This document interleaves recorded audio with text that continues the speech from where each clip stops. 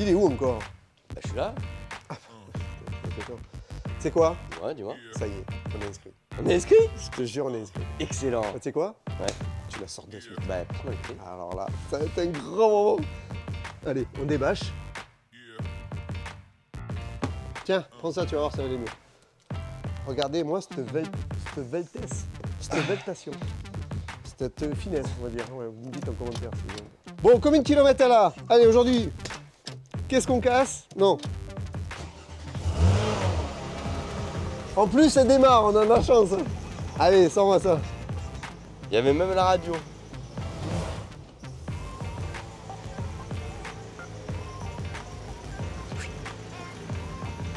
Allez.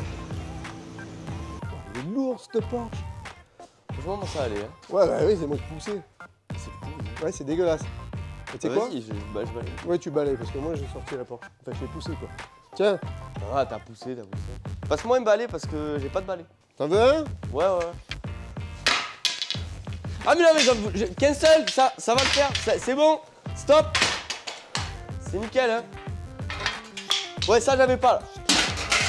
C'est bon? Ça, j'avais pas la balayette. T'as assez là? Nickel. Bon, voilà, c'est tout propre. C'est quoi? Ouais. En attendant le générique? Bah, grave. Ouais, bon attends, on part du haut vers le bas.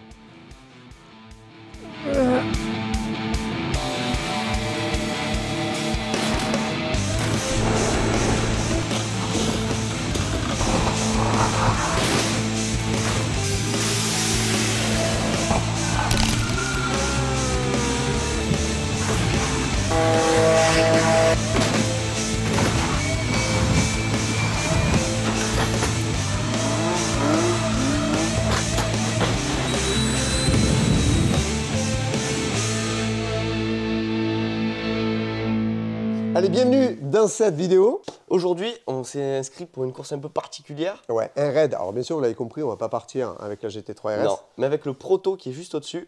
Ben, vous allez voir ce que c'est, hein. Eh ben, tu sais quoi, on va le descendre, descends-le. Allez, c'est parti. Oh, ça fait tellement longtemps qu'on l'avait pas vu. Donc c'est la 205 avec lequel on est parti au Maroc 2 fois. Mais par contre, ça fait super longtemps qu'elle est sur le pont et ça fait très longtemps qu'on l'a pas descendue. Hein. Donc ça fait exactement. Et ça fait super plaisir. Alors regardez, venez voir. Voilà. Bon, il est hors de question qu'on la laisse sale comme ça, tu es d'accord avec moi? Malheureusement. Donc, on s'y colle. J'ai pas envie, hein, parce qu'il fait froid là. Bon, mais premier, on la rince? Faut la rincer avant. D'abord on la rince. Si je mets l'éponge, je raye tout. Hein. Go!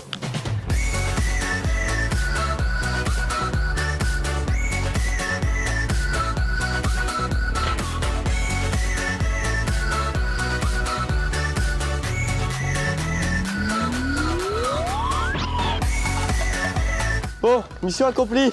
C'est fini? C'est quoi? On quoi? rentre parce qu'on se les gèle. Hein. Ouais, on va la rentrer. La mythique 205 a été fabriquée par Peugeot entre 1982 et 1998. Il y a eu près de 5 280 000 exemplaires conçus quand même. Hein. D'ailleurs, ça a été la Peugeot la plus produite jusqu'à la 206. Elle a été également la voiture la plus vendue en France entre 1984 et 1985. Il y a eu plusieurs versions, la 3 portes, la 5 portes, la fourgonnette, le multi et il y a eu même également une version GTI. Le modèle que nous allons pulvériser aujourd'hui... Mais merde, on n'est pas dans qu'est-ce qu'on casse là? Parce que des 205, j'allais péter pas mal quand même. Hein.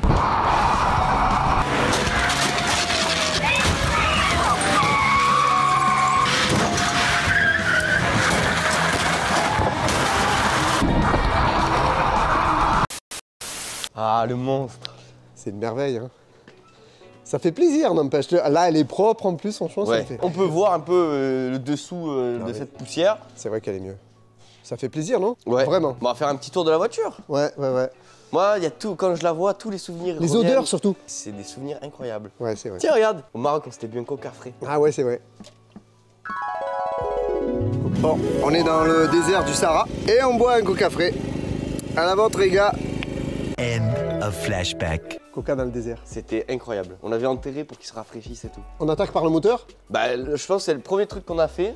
Alors, viens voir. Donc, c'est une 205 qu'on utilisait pour faire des crash tests de base. C'est vrai. Donc voilà. Alors je sais pas si je retrouve l'image, mais si je la retrouve, on vous la met, d'accord? Alors la préparation, on a commencé par... Ah oui, Non, moteur. direct le moteur parce que elle avait des soucis, elle marchait mal. c'est carbu, c'était vieux. Oh, regarde cette merveille, regarde comme c'est beau là. C'est une voiture de course qui part dans le désert. Regarde, elle est partie 2 fois dans le désert. Il est nickel. Là par contre, on l'a pas lavé. Hein. Donc voilà, le moteur, on a commencé, on a enlevé celui de la 205. Oui. Hein, obligé. Et on s'est dit que les carbus, tout ça, c'était pas mal, mais dans le désert, le carbu et le sable, ça allait pas être la meilleure solution. Donc on s'est dit pourquoi pas une injection. Ouais. Donc on a trouvé un moteur à injection d'une 206. Voilà, la 206, c'est notre GPA. partenaire GPA. C'est pour ça que c'est écrit sur la voiture, ouais, c'est qui notre nous l'a livré. partenaire. Et donc on l'a essayé. Alors, elle est bonne la donneuse? Ça a l'air. Hein. Allez, on vidange. C'est parti, tombe le moteur. Vous avez vu la tête qu'il avait? Ouais, ouais. Jugez pas, c'était en 2017. Hein. Bon là, c'est pas mieux. Eh ben, il a fallu après le déposer en pièces, donc on l'a mis en pièces détachées, complet, bien, machin. Enfin, oui. On a tout changé, pochette, joint, machin. On pouvait pas partir avec un moteur, dont on n'était pas sûr, c'était une voiture d'occasion, on savait pas du tout ce que ça valait. Donc on a fait une réflexion moteur complète avec notre ami Laurent. C'est pas la première fois qu'on en parle, qui est venu nous aider. Regardez le bordel que c'était. Je vous avoue, Pascal, à ce moment-là, je m'en rappelle encore, il pensait que jamais ça allait redémarrer. Ouais. Il était sûr que le moteur était mort. On a mis un berceau GTI, donc on a créé une patte de fixation pour la boîte parce que normalement le GTI est plus central. Ouais. Ça, je me rappelle, on se l'avait pas eu au début. Je crois qu'on a une photo de Laurent, on le voit en train de souder là. Et bah, du coup, on avait déjà mis, c'était le bordel, enfin rien dans l'ordre. On a oublié un truc. Quoi? On a enlevé le moteur. Mais le faisceau de la voiture aussi, et je oui. dis pas le spaghetti qu'on s'est retrouvé. En plus, en électronique, tous les deux, on est des billes. Donc on a appelé notre ami Cédric, oui, qui nous a fait un faisceau simplifié oui. Pour cette 205, pour que ça démarre et que ça marche. Et puis notre ami Olivier de chez RD Adaptation qui a mis aussi ses mains dedans. Beaucoup d'électronique aussi dedans. Il y a eu pas mal de monde qui nous ont dit, parce que ce qu'il faut savoir, c'est qu'on a commencé le projet, on a rencontré les personnes, c'était au mois d'avril, on a commencé quelques jours après. En septembre, il fallait que la voiture soit prête. Hein, sachant que les autres équipages, en avril, ils avaient déjà fini leur voiture. Oui. Nous, on commençait le projet. Voilà. En plus, moi, à mon âge, j'ai dit oui à mon papa. Mais j'avais pas mesuré l'impact des conséquences et que ça allait bouffer tout mon été. C'était difficile, mais c'est mon premier vrai truc, mon vrai projet. Et franchement, c'est la voiture dont je suis le plus fier jusqu'à présent parce que je l'ai fait avec mon papa. Et je suis content. C'est beau, c'est vrai. Je suis content. Je suis très content de ça. C'était un beau truc. Donc du coup après, bon, on a mis un radiateur GTI, mais je pense pas qu'on ait des images. Mais bon, là on le voit, radiateur alu, hein, ouais. Pas d'origine GTI. De compète. Voilà. Et tout ce qui est du RIT, forcément silicone, renforcé, voilà. Bon après tout ça se voit. Mais ce qu'il faut savoir, c'est qu'on a beaucoup cassé de cardan aux essais notamment. Mais par contre, après une fois que la voiture était fiable, on est parti dans le désert et pratiquement pas de problème. Ça, niveau moteur, voilà ce qui a été fait à peu près. Donc bien sûr, capot en fibre. Après, tout ce qui est système du pare-choc avant, on peut démonter ça en quelques minutes, on enlève tout.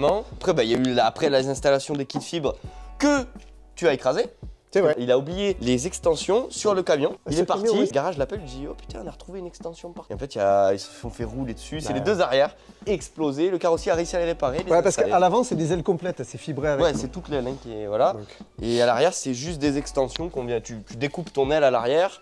Tu viens recoller un bout d'aile ici et ça te fait une extension rallye en fibre. Qu'après qu'on ait installé les extensions, on l'a peint. Hein, c'est vrai. Avec cette belle peinture. Intérieur, extérieur. Donc quand on a mis le moteur une première fois, on l'a ressorti, on a poncé, on a réinstallé. Le moteur, je l'ai mis et je l'ai enlevé au moins 5 fois. 5 fois, ouais. Au moins. Viens voir l'arrière. Ah putain! Ah oui! Ça, c'est pas vieux ça. On a amputé la bavette arrière de la 205 pour le Porsche Cayenne. Pour le Porsche Cayenne. Mais ouais, parce qu'on avait besoin de caoutchouc et puis on n'avait pas le temps d'aller. J'ai dit allez c'est bon, on s'en fout puisque. Bon, après, parce qu'on va les changer. Hein. Au moins. Donc là, petit clin d'œil à notre ami 205 Total Aventure et notre ami Baptiste Pitois. Coupe-moi la bavette. Bavette de la 205 Africa Red. Oui, on s'en fout, coupe, j'en ai besoin. Oh là là. 205 Total. Ils vont nous tuer là. Hein, Baptiste Pitois. Voilà les gars, quand t'as besoin d'un bout de caoutchouc, tu te sers. Et puis je dis à tous ceux qui comptent partir, ça, les crochets, c'est vraiment important parce qu'en fait, quand vous êtes enlisé, souvent il y a des 4x4 de l'organisation qui arrivent, on vous accroche et le but c'est de vous sortir le plus rapidement possible. Donc ça, c'est vraiment important pour ceux qui veulent le faire. Les renforts, mais vraiment mettez des bons renforts quoi. Partez pas sur les renforts d'origine, de toute façon ils vont s'arracher. Pour la peinture aussi, hein, c'est la seule 205 je pense qui est poncée à l'eau. Parce que Carentia avoue qu'on la ponce à l'eau, donc ça lui fait vraiment une peinture parfaite. Elle est vraiment nickel. Au 500 et à l'eau, bon c'est 2 fois. Les jantes, tu te rappelles? On a fait les jantes, Alors ça c'est un sacrilège hein, et vous allez nous insulter. On a percé les jantes GTI 1.6.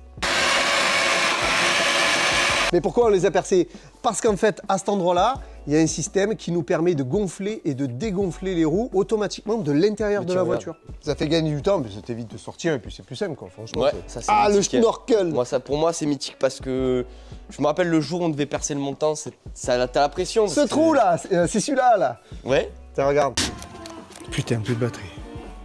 Bon, ça dure 3 secondes, j'avais plus de batterie. Voilà, on a mis ça parce que ça, quand on roule pour l'autoroute, tout ça, ça aspire mieux l'air avec ce modèle-là. Et après, dès qu'on est dans le désert, hop, on met le filtre cyclonique là, ça cyclonique. permet de te laisser entrer l'air et de bloquer le sable en fait. Niveau esthétique, je pense qu'il n'y a que ça à dire. Si bon, la caisse elle a été nettoyée, dégraissée en dessous. Déblaxonné, on te voit en train de déblaxonner là. Bonsoir. Comment mettre le feu à la voiture? C'était chiant, l'odeur c'est horrible, c'est fou. L'objectif quand tu pars avec un véhicule comme ça, c'est gagner du poids. Voilà, donc au plus tu allèges, au plus des trucs Oui, qui servent à rien. Et... Plus t'es lourd, plus tu t'enlises. On passe à l'intérieur. Moi à l'intérieur, j'ai trop envie. L'arceau, grand moment. Hein, ah, l'arceau, déjà pour trouver un arceau de 205, ça a été galère. Ouais, parce qu'il y a des arceaux qui viennent sur les ailes arrière là. Mais nous, on voulait vraiment un vrai arceau, donc on s'est fait chier à trouver le Sparco. Installer un arceau pour toi, c'était une routine, hein. C'est pas le premier que tu installes dans une voiture. Et après, je lui ai dit, pourquoi pas Orange Porsche, comme ta Porsche. Voilà, et il m'a dit oui, donc j'étais trop content. Donc on l'a fait Orange GT3 RS, donc puis ça rappelle un peu nos couleurs, parce que nos couleurs c'est gris, orange et noir.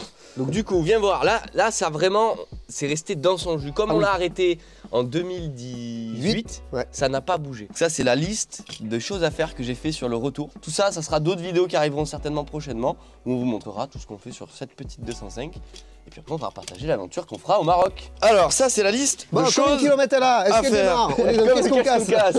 Alors, cette voiture a 251 865 km. La caisse. C'est absolument faussé, puisque le moteur n'a pas ce kilométrage-là, et je ne pourrais pas vous dire combien il a. Du coup, nous, on compte en Maroc. Elle a 2 Maroc. Ouais. Au bout de 4 Maroc, il faut commencer à réviser bien le moteur. Enfin, ouais. 2 Maroc, là, c'est amortisseur, de direction, tout ça, ça va y passer. Hein. Ouais, là, on va changer tout. Bon, est-ce qu'elle démarre? Bah, comme une 206, hein. C'est costaud, c'est solide, ça marche bien. Ça tourne. Et regarde la petite surprise du chef. Ah, attends, mais viens nous la montrer dehors. Vas-y. C'est bon? Ouais. C'est mieux, une petite flamme et tout. Wow. Une flamette. Alors, ouais. c'était pas du jacquisme, non. C'est dans le désert. C'est tellement grand que t'entends pas les autres, tout ça. Si t'es un mec qui est là dans une dune, mais qui a une dune comme ça, que toi t'arrives, tu fais du bruit, t'entends arriver. Parce qu'on vous a pas tout dit. Parce que la première année, j'avais 17 ans. C'est nulos. Moi j'avais des potes et j'ai fait une connerie. Dis-leur. Voilà. Et je me suis pété le pied. Et j'avais une multiple fracture de la première métatarse, c'est l'os qui est là. Et du coup j'ai pas pu partir parce que si ça se déplaçait, il fallait que je me fasse opérer et j'avais pas envie. Ouais.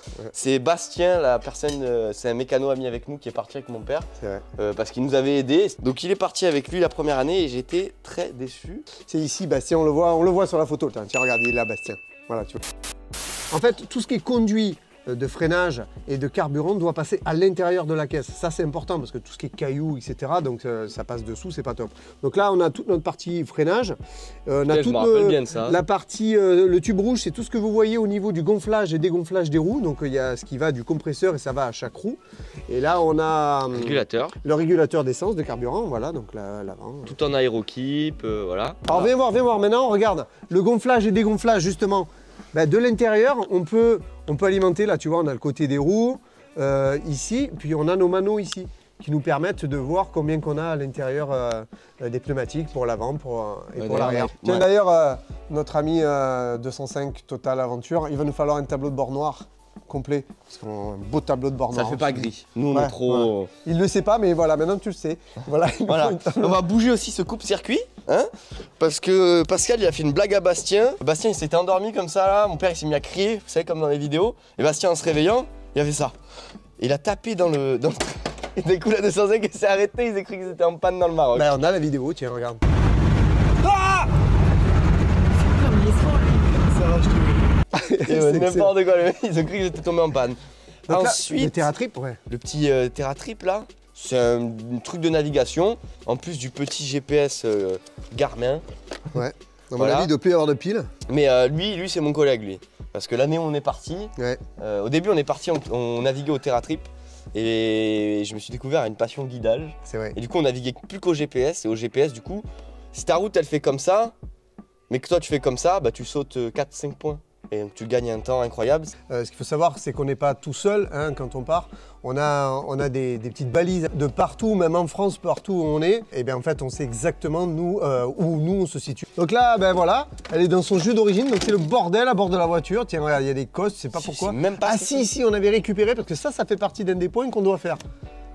Sur les batteries à l'arrière, le système de sécurité. Ah oui, parce que c'est plus simple à mettre. Oui, on est vraiment des feignants. Hein. Tu vois, mais il y a plein de trucs pour que si tu tombes en panne, tu puisses réparer. En plus de notre grosse malle, où on a toutes nos pièces à nous. Qui sont à l'intérieur. Voilà, qui sont dedans. Ouais. Parce que du coup, sur le coup, on n'avait pas vraiment réfléchi, mais moteur de 206, 10 pièces de 206.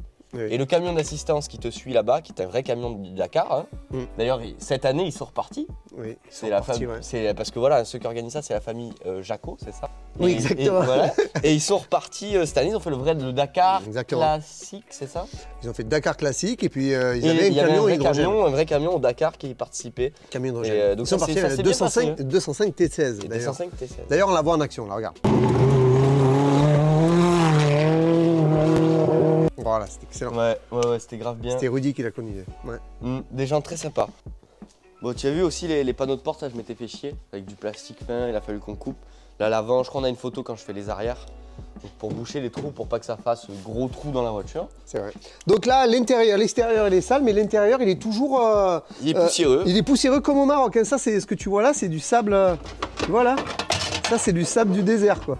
Voilà, parce que l'intérieur, on n'a pas du tout. Il y en a plein, tu vas voir, regarde. Bon, ça, c'est des rampes de désensablage. C'est des plaques de désensablage. Regarde, on a une photo, on est enlisé. Tu te rappelles combien de temps on a pelé là?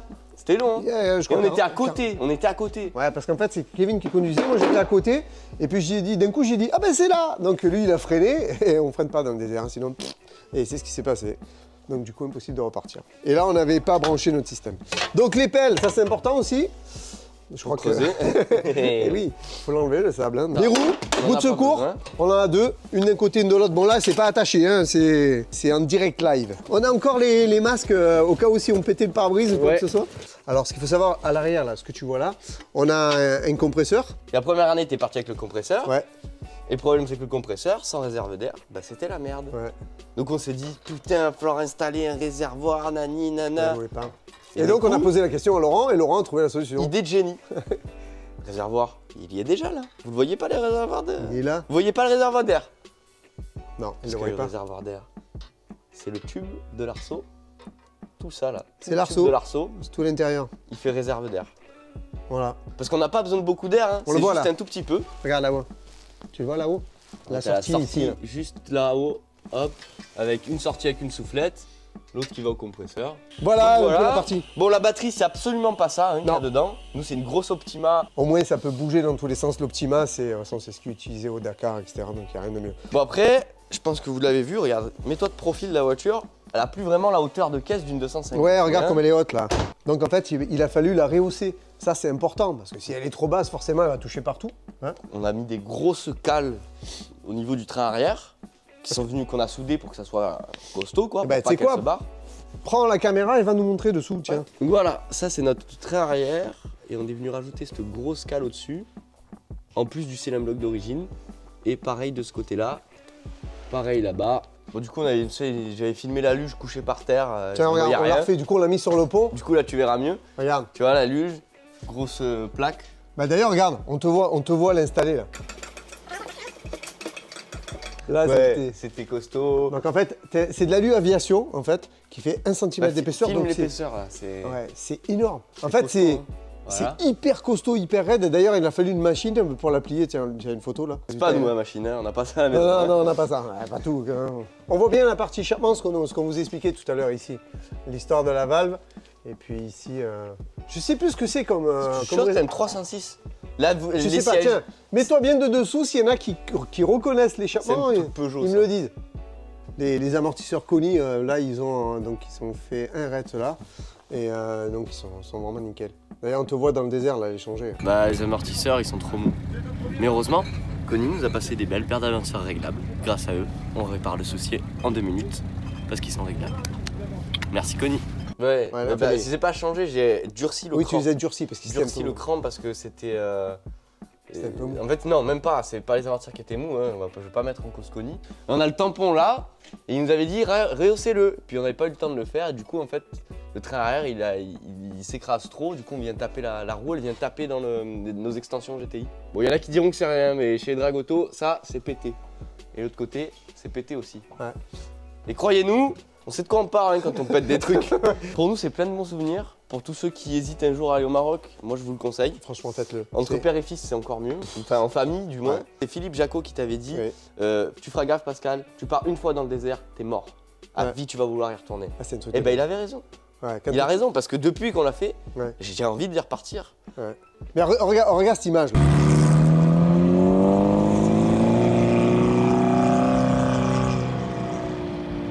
T'as vu cette immensité là quand tu tournes autour Moi, ce de que toi, j'aime bien, c'est le fait que, tu sais, c'est le sable, dès que tu marches dedans, il y a une empreinte. Et t'arrives dans un endroit où il y a 0 empreinte et c'est tes empreintes que tu laisses, toi, tu vois. Et sachant que le lendemain, il n'y a plus rien parce qu'il y a eu du vent, c'est terminé. Ouais, et attends, regarde, nous on a eu la chance, on est parti. Enfin, la chance, je sais pas si on peut appeler ça la chance, on est parti, il pleuvait. Bon, on est dans le désert du Sahara. Ouais. Mais il y a un souci aujourd'hui, c'est que. Il pleut. Il pleut. Regarde le sol. Pas mouillé, mouillé. Voilà, il pleut. Il pleut dans le désert du Sahara, bordel. On a pris la pluie à un moment dans le désert, nous, chez Gaga. Ouais, la tempête, en plus on dormait. Ouais. Bon, ben j'espère que cette vidéo vous a plu. Hein, en tout cas, nous, ça nous a fait plaisir de vous parler de ce véhicule incroyable qu'on adore. Mais ça fait petit, t'as vu qu'on a l'habitude de monter dans des voitures un peu plus grosses. Bah surtout qu'il faut bouger la Porsche pour la prendre, donc c'est encore plus drôle. Voilà, ben on vous donne rendez-vous à une prochaine série sur la 205 quand on la préparera. Dites-nous si vous êtes chaud qu'on vous montre tout ce qu'on a à faire, parce que j'en ai une belle de liste, les gars. Ouais, il y a du boulot. Voilà, j'ai trop de trucs, je peux pas vous lire. En tout cas, n'hésitez pas à vous abonner, à liker, on est sur Insta, on fait tout un tas de choses. Et je vous dis à bientôt. Hein. Allez, nous, on vous emmène avec nous, on va aller faire un tour. À bientôt.